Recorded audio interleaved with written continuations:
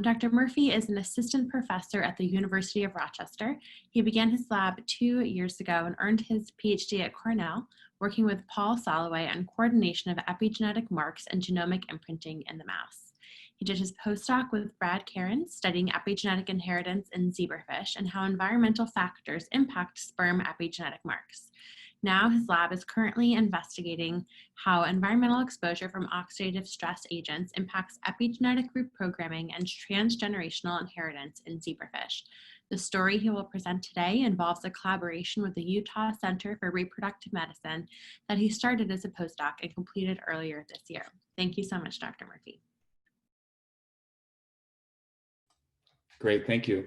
So I want to begin by thanking everyone for being here and listening. Specifically, I want to thank Jill and the organizers for inviting me to give this talk.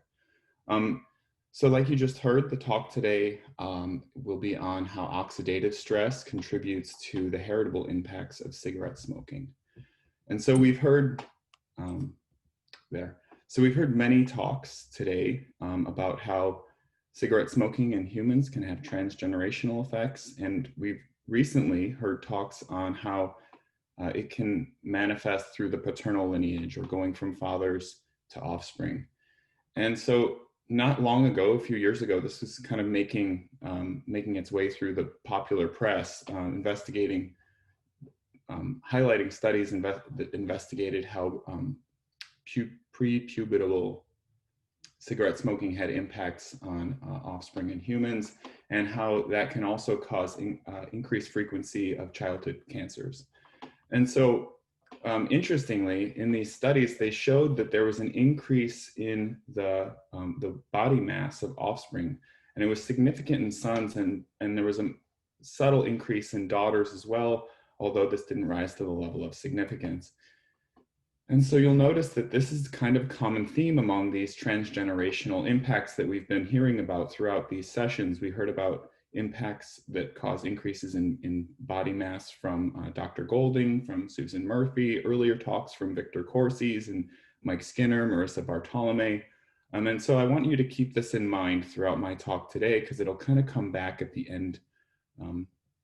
So in 2017, we started this collaboration with the Utah Center for Reproductive Medicine. And at first we were just interested in investigating DNA methylation changes that were associated with cigarette smoking in human sperm.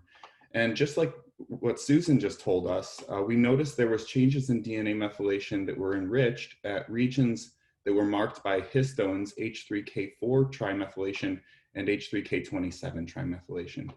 We also noticed that there tended to be an increase in, or at least a change in DNA methylation at regions where CGs were somewhat enriched, but those were not occurring at, changes were not occurring at regions where there was very dense CGs, termed CPG islands. So we were wondering, what is the mechanism behind this, and how might these patterns be passed from sperm to offspring? So to investigate that, we followed up these studies these past couple of years using mouse as a model. And so we performed this experiment where we subjected mice to cigarettes in a controlled environment. So they were subjected to approximately 15 cigarettes per day for 5 out of 7 days. And that occurred for a period of 60 days. And then to model smoke cessation or quitting smoking, we removed the smoke at various times and then measured DNA methylation through reduced representation by sulfide sequencing. And then we also crossed these mice to unexposed females. And in the F1s, we measured DNA methylation in sperm, in the prefrontal cortex, and we also measured the gene expression changes that occurred in the frontal cortex. So this is the story I'll tell you about today. We initially measured DNA methylation at all CGs throughout the genome. And what we saw was that there was frequently changes occurring both in reduced DNA methylation and in increased DNA methylation. And when we looked only at these individual CPGs, we saw that there was generally a maintenance, or at least there was no reduction or increase further in the DNA methylation changes that we saw after the smoke was removed.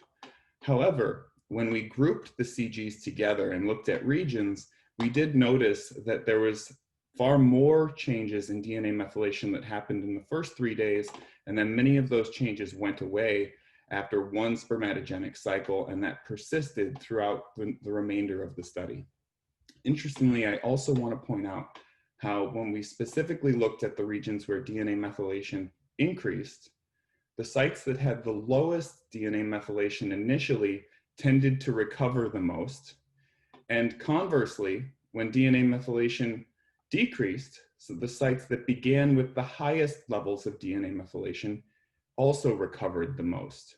And so what this told us is that maybe DNA methylation changes can recover when CGs are located more close together, and when CGs are spaced more distally throughout the genome, these changes tend to persist for longer periods of time.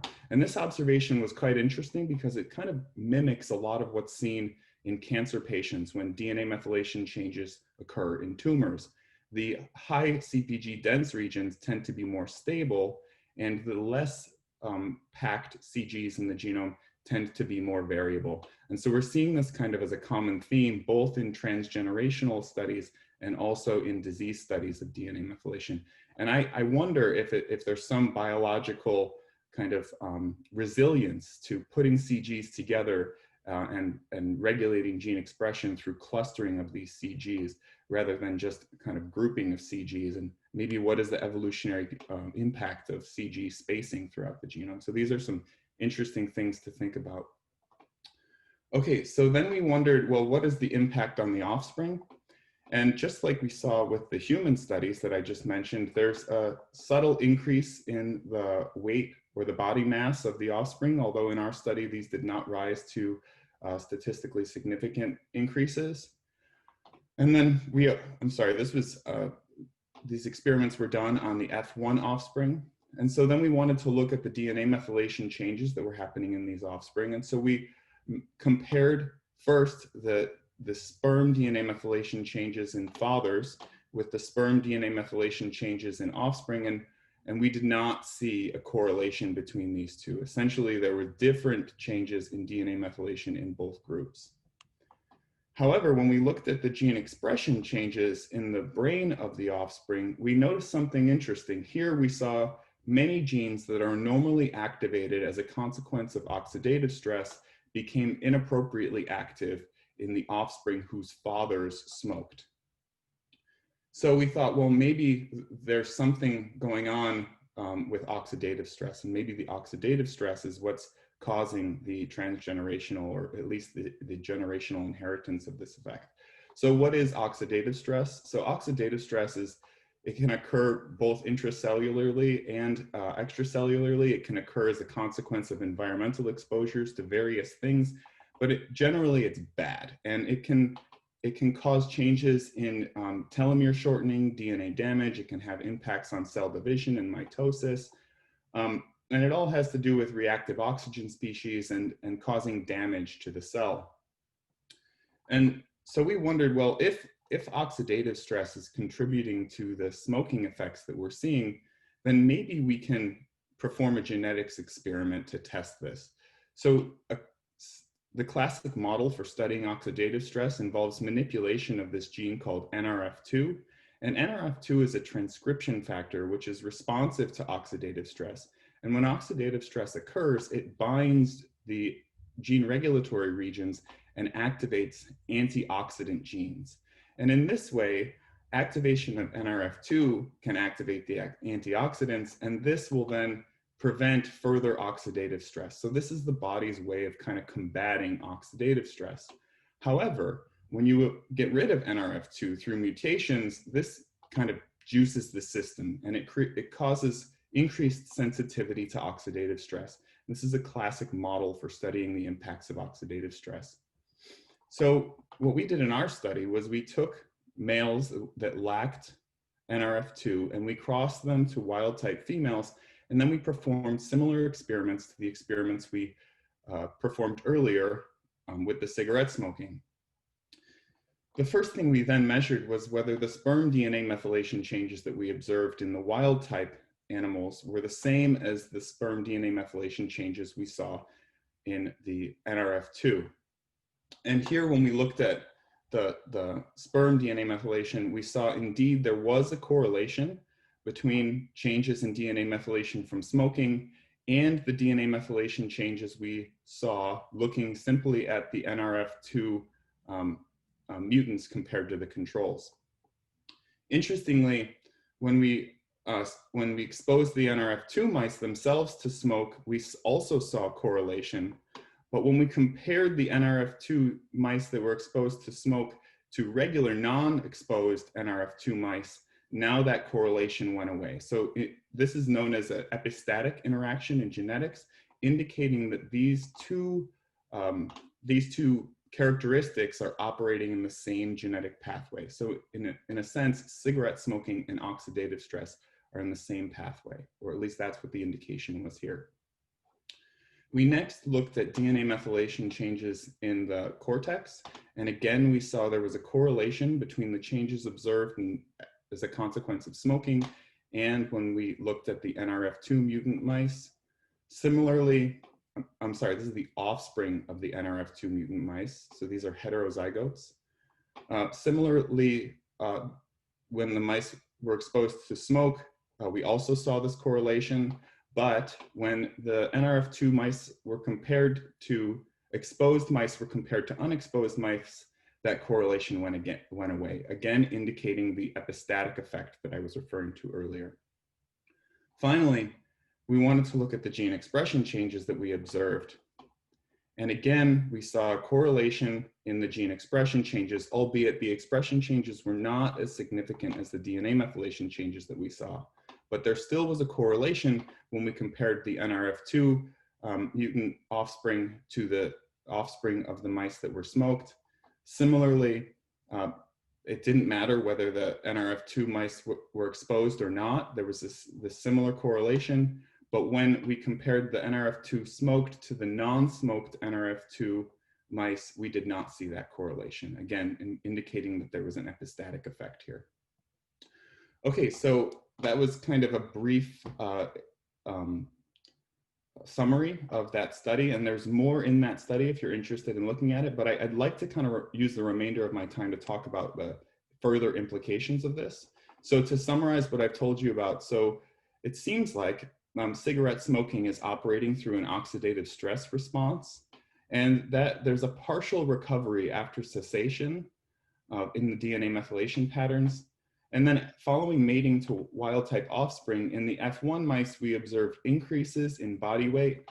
We observed activation of an oxidative stress response in the brain. And we also observed activation of cancer-specific gene expression programs in the brain. And that's something I didn't really have time to go into.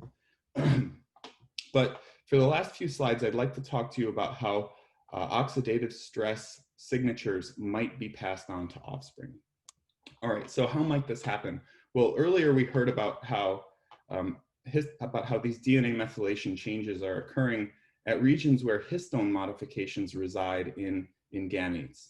Well, and the logical interpretation then might be that the histone modifications are involved in passing the epigenetic marks from sperm to offspring.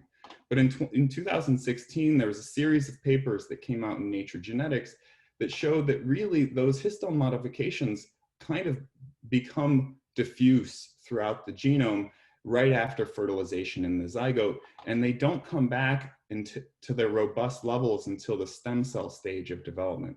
And just last year, these studies were confirmed in a study published in Science in humans. And so it seems like maybe histone modifications might be involved, but it's hard to understand how that's occurring in the context of these recent studies that show that the sperm histone modifications are actually not maintained during early embryonic development. So what else might be going on? Well, there's been some really interesting studies looking at assisted reproduction that have shown oxidative stress of the sperm itself can have an impact on DNA methylation and epigenetic reprogramming in offspring. And here the idea is that there's a competition between the DNA demethylation machinery and the DNA repair machinery. And if the sperm enters the zygote too broken and in disrepair, then the DNA the DNA repair machinery must fix the errors, and the DNA demethylation machinery is I guess at the expense of the DNA demethylation machinery. And so this would then cause an increase in DNA methylation patterns in the zygote. So this might be what's happening in our study. So it will be interesting to see if this occurs in future studies. Another possibility I'd like to propose is that these tRNAs have recently been shown to be passed from sperm to embryo. And here, these tRNAs arise in the epididymis surrounding the testes, and then they're packaged into the sperm. And some recent studies from Oliver Rando's group at UMass have shown that these tRNAs can impact the gene expression programs and the fate and function of the zygote as it begins zygotic genome activation and converts to pluripotency. And actually recently, there's been some studies showing that oxidative stress can cause induction of these tRNAs. And maybe this oxidative stress causes these tRNAs to accumulate in the epididymis, and that might then explain what's going on in our study, how the oxidative stress is impacting the offspring. But we do not see consistent changes in DNA methylation in the sperm of F0 compared to the F1 offspring. Okay, and so throughout these various seminars, we've heard about how various factors have been shown to have generational impacts on offspring and also can impact sperm. And I actually didn't pull this figure from a review on transgenerational impacts. I actually pulled this figure from a review on oxidative stress. And so many of these examples we've heard about, which have an impact on offspring, they all actually also cause impacts on oxidative stress. And so I want to propose it's possible, we still need to figure this out, but maybe a lot of what we're seeing as transgenerational impacts are all kind of operating through this oxidative stress response. And that's why we're seeing consistent phenotypic impacts in offspring, including impacts on body mass. And so with that, I just wanted to kind of tell everyone that my lab is at the University of Rochester, and we do not actually do a lot of studies on mice. Most of the studies we do on mice are in collaboration. And so my lab is mostly focused on studies of zebrafish. So we are currently following up on these studies to investigate how oxidative stress impacts the epigenome and reprogramming of zebrafish, both in gametes and during fertilization. And so with that, I'm happy to take any questions, but actually first I want to thank my former advisor, Dr. Brad Cairns, and the collaborators we had at the Utah Center for Reproductive Medicine, Jingtao Gu and Kai Aston. I also want to thank my current lab, and I also would like to take the time to acknowledge my funding. And finally, I thank you for your attention, and I'm happy to take any questions if there's any time left. Thanks so much, Dr. Murphy. I think we will continue the trend of holding questions either to chat or following the conclusion of all presentations. But thanks again for a great talk, and I will pass it back to Rose so she can pass it back to me.